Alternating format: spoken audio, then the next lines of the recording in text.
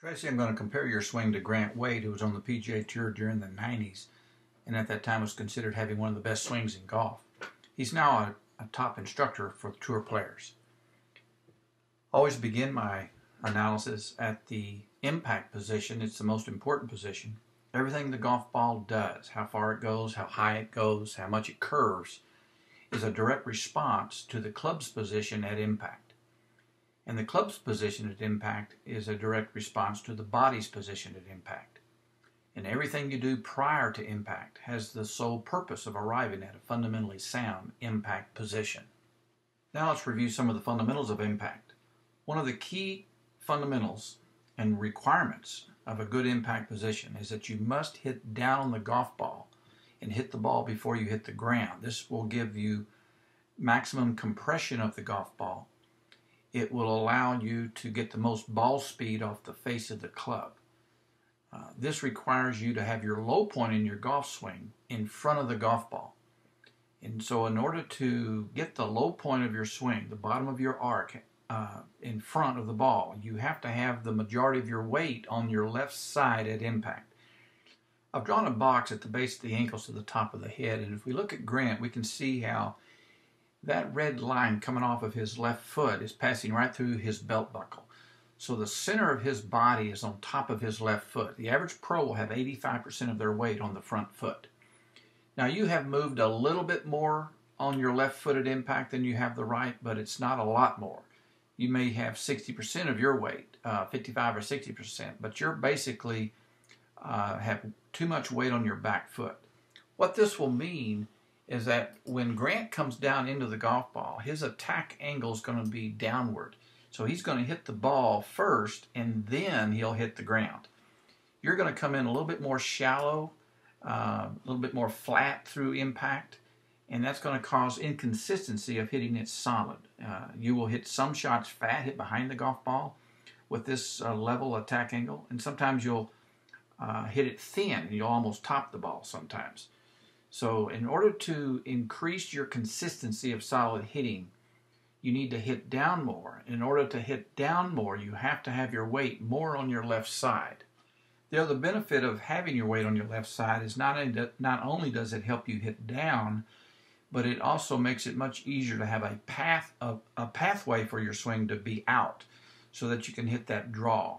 If you have a tendency sometimes to pull it or to cut across it with the longer stick like a driver, that can also be attributed to the fact that you don't have your weight on your left side. When you can push your hips more forward towards the target, you will automatically swing out more. And swinging out is preferable because you can then hit it more solid and you can draw the ball back to the target. I do like your impact position has very good extended arms. You're not letting your elbows separate. You're keeping good extension there.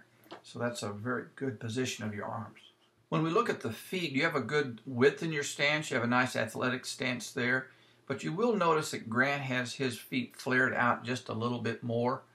This will assist him and help him shift his weight to that left foot. So one of the things that you might adjust a little bit is that left foot particularly is to turn it out just a little bit. That'll help you shift your weight to your left foot on the downswing. As we go to the back to the one position and look for things that you might be doing before impact that is preventing you from having the impact position you need, let's first look at your setup in terms of how you've distributed your weight. Grant has his weight more on his left side at the beginning of the swing. So he's got about 55% of his weight on his left foot. And when we look at you, you can see how you're kind of sitting back just a little bit into that right side. You have about 55% of your weight on the back foot. And so what that does is shift your low point of your swing. It shifts your golf circle to the right, shift it behind the golf ball. And that's going to add a complexity to your swing, to making it difficult to get your weight up to the front foot when you start so much on the back foot. Here we are in the 3 position. This is when the left arm is parallel to the ground. First, let's talk about your weight shift. Grant has turned to the right, but he has not leaned or shifted to the right. He's kept his weight on his left leg. He still has more weight on his left foot than he does his right foot. His left knee is still right above his foot. It's right on that red line. And you have moved even further to your back foot, so you've moved your golf circle even further to the right as you've taken the club back. So now the low point of your swing is way behind the golf ball, and that adds a complexity to your golf swing in that you've got to figure out how to time your golf circle back up to the front so that by the time you hit the ball, the low point is where you want it to be, which has to be in front of the golf ball. You do have an excellent extension in your left arm at this position. You haven't let that left arm bend at all. It's really just really solid right there. It does tend to roll. You let the arm roll a little bit, which makes your swing fairly flat.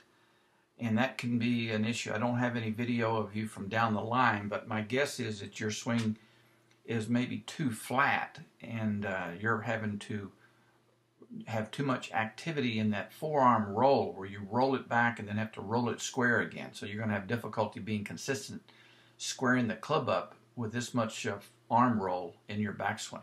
Here at the top of the backswing, the fourth position, Grant is still solid on that left leg.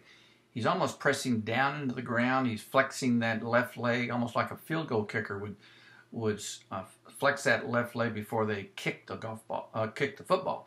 So he's going to use a lot of leg power as when he swings and hits the golf ball. You have moved way to the right, so you've compounded the weight shift problem and the movement of your golf circle and the low point behind the golf ball. You also overswing quite a bit. You can see your shaft is way beyond parallel. You get a false sense of that you're going to have more power when you do that, but in reality you will have less power. Here we are in the 5 position. This is when the left arm is parallel to the ground on the downswing. Grant has continued to move forward and drive towards the target. Your position, you've maintained a really good extended left arm. I like that a lot. But you're basically going to be swinging at the golf ball with your upper body only and not coordinating your lower body with that, which would give you additional power. Here on the 8th position, this is right after impact, and I really like the position of your arms. You have them both extended. You're not letting your elbows separate. They are right in front of your sternum, your chest, as you go through. The only difference between you and Grant is the lower body action. You're not driving to that left side like Grant is. If I drew a line up from your foot, you still have a lot of your weight behind that red line, where Grant has a lot of his weight in front of that red line. Here we are in the 10th position, the final position. You're in a pretty good position. You certainly have a lot of your weight on your left foot now. You're facing the target. Your hips and your shoulders are facing the target. You're looking over your arm. That's a nice finish. If I were to just polish that finish up a little bit, I would move you even more to your left foot. You can see how Grant's back foot is off. It's only the tip of the toe is touching the ground. That's because all of his weight, he could literally tap his foot right now because he's standing on just almost 99% of his weight is on his left side. You still have a lot of weight in your falling back into your back foot. That's why you're not able to put it up on the tip of the toe. So I'd like you to drive your body even further on top of that foot so that red line is passing right through your head.